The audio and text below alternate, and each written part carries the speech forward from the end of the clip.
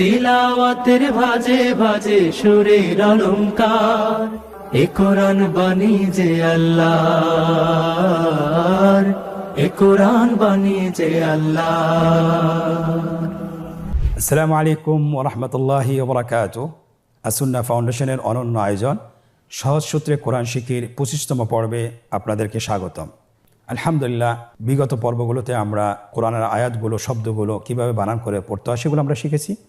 পাশাপাশি আনুষঙ্গিক কিছু নিয়ম ছিল, সেটাও আমরা শিখেছি। আজকের এই পর্বে আমরা শিখব নুনে কুতনি এবং আলিফে জায়েদা। খুব সহজ, আপনারা স্ক্রিনে লক্ষ্য করুন। আমরা নুনে কুতনি বলতে কি বুঝি আমরা দেখব। কোরআন শরীফে অনেক সময় দেখা যায় যে দুইটি শব্দের মাঝখানে ছোট্ট একটি নুন থাকে, ছোট্ট একটি নুন। এই নুনটাকে কিভাবে আমরা ব্যবহার করব অথবা কিভাবে আমরা পড়ব, কোন নিয়মে পড়ব, সেটা আমরা আজকে শিখব। নুনে কুতনি হলো তানউইনের বাম পাশে জজম অথবা তাসদীদ থাকলে অবশ্যই তানউইনের নুনকে জের দিয়ে পরবর্তী শব্দকে মিলিয়ে পড়তে হয়। খুব সহজ, আবার বলছি, আপনারা লক্ষ্য করুন। নুনে কুতনি হলো তানউইনের বাম পাশে জজম অথবা তাসদীদ হলে, তাহলে তানউইনের একটা নুন আছে, এই নুনকে জের দিয়ে পরবর্তী শব্দের সাথে মিলিয়ে যুক্ত করে পড়তে হয়। আপনারা স্ক্রিনে লক্ষ্য করুন, একটা শব্দ, একটি উদাহরণ দেখা যাচ্ছে, কওমান আল্লাহ। এই দুটো শব্দ আমরা কিভাবে মিলিয়ে পড়ব? এই দুটো শব্দ আমরা মিলিয়ে পড়ব অবশ্যই তানউইন, যেহেতু এটা তানউইন, এই তানউইনের একটা নুন আছে। আমরা যখন তানউইন এই শব্দটি লিখি, বাংলায় যদি লিখি অথবা আরবিতে যদি লিখি, লাস্টে একটা আমরা নুন পাবো, লাস্টে একটি নুন পাবো। তাহলে এই ছোট নুন যেটা কোরআনে দেখছি এটাই সেইটি। তাহলে এই ছোট নুনকে আমরা সবসময় জের দিয়ে পরবর্তী শব্দের সাথে মিলিয়ে পড়ব। কিভাবে? কওমানিল্লাহু, কওমানিল্লাহু। যেখানে দুই জবর আছে সেখানে আমরা এক জবর দিব এবং নুনের নিচে জের দিয়ে পরবর্তী শব্দের সাথে মিলিয়ে পড়ব। আবার বলুন, কওমানিল্লাহু। আমরা এভাবে আরেকটি উদাহরণ দেখি, তাহলে আমাদের জন্য সহজ হয়ে যাবে। এখানে দেখুন, লুমাজাতিন আল্লাযী, লুমাজাতিন আল্লাযী। তাহলে এটা কিভাবে মিলিয়ে পড়ব আমরা? লুমাজাতিনিল্লাযী। আবার বলুন, লুমাজাতিনিল্লাযী। আমাদের এই অনুশীলনটি আরও সহজ করার জন্য আমরা আরও দুটি উদাহরণ পড়ব। স্ক্রিনে দেখুন, নূহুন ইবনাহু অথবা নূহুন ইবনাহু। এটা এই দুটি শব্দ আমরা কিভাবে মিলিয়ে পড়ব? অবশ্যই এখানেও একটি নুন রয়েছে তানউইনের, সেটাকে আমরা জের দিয়ে পরবর্তী শব্দের সাথে মিলিয়ে পড়ব। নূহুন ইবনাহু, নূহুন ইবনাহু। আরেকটি উদাহরণ দেখছি, খায়রান আল ওয়াসিয়াতু। এখানেও আমরা নুনে কুতনি যেটা আছে সেটাকে কাসরা দিয়ে জের দিয়ে আমরা মিলিয়ে পড়ব। খায়রানিল ওয়াসিয়াতু, খায়রানিল ওয়াসিয়াতু। আশা করছি ইনশাআল্লাহ নুনে কুতনি আমরা চিনতে পেরেছি এবং আমাদের তেলাওয়াতে কখনো ভুল হবে না। ইনশাআল্লাহ বারবার অনুশীলন করুন, তাহলে ইনশাআল্লাহ আপনার তেলাওয়াত শুদ্ধ হবে এবং আপনি সঠিকভাবে শুদ্ধভাবে পড়তে পারবেন ইনশাআল্লাহ। এখন আমরা শিখব আলিফে জায়েদা। আলিফে জায়েদা কোরআন কারীমে 20টি শব্দের মধ্যে রয়েছে আলিফে জায়েদা। আলিফে জায়েদা বলতে আমরা কি বুঝি? যে জবরের বাম পাশে একটি খালি আলিফ থাকে, সেই খালি আলিফের উপর একটি গোল চিহ্ন থাকে। আপনারা স্ক্রিনে দেখুন, গোল চিহ্নটি, আলিফের উপর গোল চিহ্নটি থাকে। এই গোল চিহ্নটি যেখানেই থাকবে, যে আলিফের উপরে থাকবে, সে আলিফটি পড়াও যায় না এবং সে আলিফটি টেনেও পড়া যায় না। এক নম্বর হলো পড়া যায় না, আরেকটি হলো টেনেও পড়া যায় না।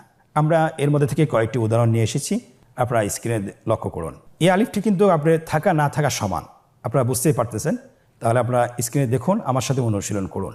লাআযবাহান্নাহু। আবার বলুন, লাআযবাহান্নাহু। পরবর্তী আরেকটি উদাহরণ, লা ইলাল্লাহি। আমরা কিন্তু এখানে বলতে পারবো না লা ইলাল্লাহি, এটি আমরা তাহলে ভুল পড়ব। তাহলে কি বলতে হবে? লা ইলাল্লাহি।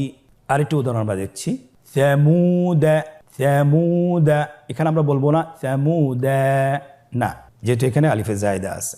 আরেকটি উদাহরণ, লিয়ারবুয়া, লিয়ারবুয়া। আবার বলুন, লিয়ারবুয়া। এখানে আমাদের আরেকটি বিষয় জানা উচিত, আলিফ জায়েদা অর্থ হলো যে অতিরিক্ত আলিফ।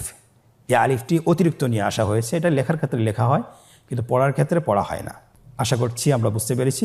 পরবর্তী আরেকটি উদাহরণ আমরা দেখি, মালাইহি, মালাইহি। আরেকটি উদাহরণ আমরা দেখতে পাচ্ছি, লান নাদউয়া, আবার বলুন লান নাদউয়া। আরেকটি উদাহরণ, আফাইম, আবার আফাইন। আমরা যদি এখানে পড়তাম আফাইন, তাহলে এটা শুদ্ধ হতো না। শুদ্ধভাবে পড়তে হলে অবশ্যই এই অতিরিক্ত আলিফটিকে বাদ দিয়েই পড়তে হবে, আফাইন। আরেকটি উদাহরণ, লিশাইইন, আবার বলুন লিশাইইন। তাহলে আমরা এখানে 20টি উদাহরণ থেকে আমরা কিছু উদাহরণ নিয়ে এসেছি, যেগুলো আপনাদেরকে অনুশীলন করে দেখিয়েছি। আপনারা বারবার অনুশীলন করবেন ইনশাআল্লাহ। আলিফে জায়দার মধ্যে আরেকটি নিয়ম রয়েছে, কোরআনে কারিমে 60টি শব্দের মধ্যে অতিরিক্ত আলিফ রয়েছে। এই 60টি শব্দের ক্ষেত্রে ভিন্ন নিয়ম রয়েছে।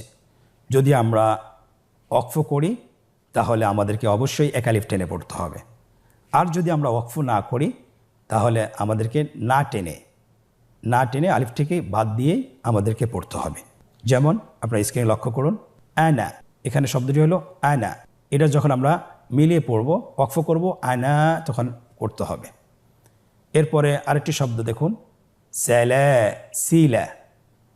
এটা যদি আমরা ওয়াকফ করি তাহলে আমরা টেনে পড়ব না, আর যদি ওয়াকফ করি স্যালা সিলা, ওয়াকফ করলে কি হবে, এক আলিফ টেনে পড়তে হবে, স্যালা সিলা।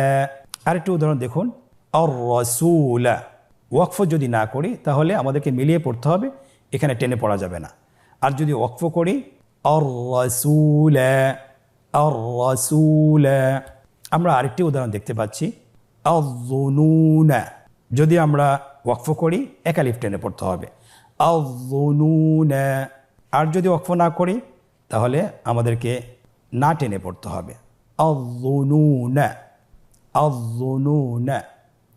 আরও 3টি উদাহরণ বাকি রয়েছে, আপনারা দেখুন, লাকিন্না। ওয়াকফ করলে অবশ্যই এক আলিফ টেনে পড়তে হবে, লাকিন্না। আর যদি আমরা ওয়াকফ না করি তাহলে টেনে পড়া যাবে না, লাকিন্না। আরেকটি শব্দ রয়েছে আস-সাবিলা। ওয়াকফ করলে এক আলিফ টেনে পড়ব, আস-সাবিলা। আর যদি আমরা ওয়াকফ না করি না টেনে পড়ব, আস-সাবিলা। শেষের উদাহরণ, কওয়ারির। ওয়াকফ করলে অবশ্যই আমাদেরকে এক আলিফ টেনে পড়তে হবে, কওয়ারির। আর যদি আমরা ওয়াকফ না করি অবশ্যই না টেনে পড়তে হবে, কওয়ারির। আলহামদুলিল্লাহ, তাহলে আমরা আলিফে জায়দা আজকে জানতে পারলাম, শিখতে পারলাম। আলিফে জায়দার মধ্যে প্রায় 20টি শব্দ রয়েছে। আমরা 20টি শব্দের মধ্যে থেকে কিছু উদাহরণ আমরা শিখেছি, বাকিগুলো আমরা কোরআন থেকে শিখে নিব। আর আরেকটি নিয়ম রয়েছে যে আলিফে জায়দা কোরআন কারিমে 60টি শব্দ রয়েছে, যে শব্দগুলো অবশ্যই ওয়াকফ করার সময় এক আলিফ টেনে পড়তে হবে, কিন্তু ওয়াকফ না করলে অবশ্যই না টেনে পড়তে হবে। আশা করি বুঝতে পারছেন। জাযাকুমুল্লাহ খায়র। আমরা চেষ্টা করবো বারবার ইনশাআল্লাহ। আজকে আমরা আমাদের আনুষঙ্গিক যে নিয়মগুলো ছিল সেটা আমরা শেষ করতে পেরেছি আলহামদুলিল্লাহ। খুব স্বল্প সময়ে মাত্র আমাদের 25টি পর্বে আমরা শেষ করতে পেরেছি। আজকে আমরা সূরা ফাতিহা আমরা অনুশীলন করব, বানান করে অনুশীলন করব, যে একটা সূরা কিভাবে বানান করে পড়তে হয় সেটা আপনাদেরকে আজকে আমরা শেখাবো। আপনারা আমাদের সাথে থাকুন, আমরা এখনই শুরু করছি। আপনারা স্ক্রিনে দেখতে পাচ্ছেন সূরা ফাতিহা। আমরা আমাদের সকলেরই মুখস্থ আলহামদুলিল্লাহ। আমরা বানান করে একটি আয়াত, আর বাকিগুলো ভেঙে ভেঙে আমরা বানান ছাড়া করবো ইনশাআল্লাহ। আশা করছি আপনারা শিখতে পারবেন বিইذনিল্লাহ। প্রথম আয়াতটি সবারই জানা, এই জন্য এটি বানান করছি না। সবাই আমার সাথে বলুন, বিসমিল্লাহির রহমানির রহিম। হামজা লাম জবর আল। আপনারা আমার সাথে বলুন, হামজা লাম জবর আল, হা মিম জবর হাম। আগের সাথে মিলান, আল হাম। দাল পেশ দু, আল হামদু। পরবর্তী শব্দ, লাম লাম জের লিল, আল হামদুলিল। লাম খাড়া জবর লা, আল হামদুলিল্লাহ। হাজের হি, আল হামদুলিল্লাহি। রবা জবর রব, আল হামদুলিল্লাহি রব। বা লাম জের বিল, আল হামদুলিল্লাহি রব্বিল। আইন খাড়া জবর আ, আল হামদুলিল্লাহি রব্বিল আ। লাম জবর লা, আল হামদুলিল্লাহি রব্বিল আলা। মিম ইয়া জের মি, আল হামদুলিল্লাহি রব্বিল আলামিন। নুন জবর না, আলহামদুলিল্লাহি রাব্বিল আলামিন। আমরাও যে পূর্বে যেভাবে আমরা 7টি নিয়মে আমরা বলেছিলাম 7টি সূত্রে আমরা কোরআন কারীম পড়া শিখব, সেটা আজকে আমরা সূরা ফাতিহার মাধ্যমে শুরু করলাম। আপনারা ইনশাআল্লাহ আমি যেভাবে বানান করে শব্দ বাই শব্দ সামনে এগিয়ে গিয়েছি, তেলাওয়াত করেছি, তেমনি আপনারাও চেষ্টা করবেন ইনশাআল্লাহ। আশা করি প্রত্যেকটি আয়াতে এভাবে আপনারা সুন্দর করে শুদ্ধভাবে পড়তে পারবেন বিইذনিল্লাহি সুবহানাহু ওয়া তাআলা। তাহলে আমার সাথে পুরো আয়াতটি বলুন। যেহেতু আমরা ওয়াকফ গত ক্লাসে শিখেছি, তাহলে আজকে আমরা অনুশীলন করতে আমাদের কঠিন হবে না। আপনারা আমার সাথে বলুন, আলহামদুলিল্লাহি রাব্বিল আলামিন। আবার বলুন, আলহামদুলিল্লাহি রাব্বিল আলামিন। পরবর্তী আয়াতগুলো আমরা ভেঙে ভেঙে পড়বো। আপনারা আমার সাথে বলুন, আর রাহমানির আর রাহমানির রা আর রাহমানির রাহিম আর রাহমানির রাহিমি আর রাহমানির রাহিমি। এখানে আমরা কীভাবে ওয়াকফ করবো? এখানে যেহেতু শব্দের শেষে জের রয়েছে, আমরা বলেছিলাম জের থাকলে অবশ্যই সাকিন দিয়ে জজম দিয়ে আমাদেরকে ওয়াকফ করতে হবে। আর রাহমানির রাহিম। আবার বলুন, আর রাহমানির রাহিম।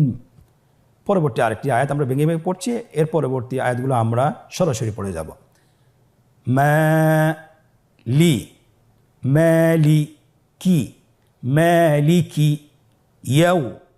মালিকি মালিকি ইয়াউমিদ্দিন মালিকি ইয়াউমিদ্দিন। এবার আমরা পুরো আয়াতটি সুন্দর করে তেলাওয়াত করি। আপনারা আমার সাথে তেলাওয়াতে অংশগ্রহণ করতে পারেন। মালিকি ইয়াউমিদ্দিন। পরবর্তী আয়াতগুলো আমরা ধারাবাহিকভাবে তেলাওয়াত করে যাচ্ছি, আপনারাও আমার সাথে তেলাওয়াত করুন। ইয়াকা না'বুদু ওয়া ইয়াকা নাস্তাঈন ইয়াকা না'বুদু ওয়া ইয়াকা নাস্তাঈন ইহদিনাস সিরাতাল মুস্তাকিম ইহদিনাস সিরাতাল মুস্তাকিম সিরাতাল লাযীনা আন'আমতা আলাইহিম সিরাতাল লাযীনা আন'আমতা আলাইহিম গায়রিল মাগদুবি আলাইহিম ওয়ালাদ-দাল্লিন গায়রিল মাগদুবি আলাইহিম ওয়ালাদ-দাল্লিন।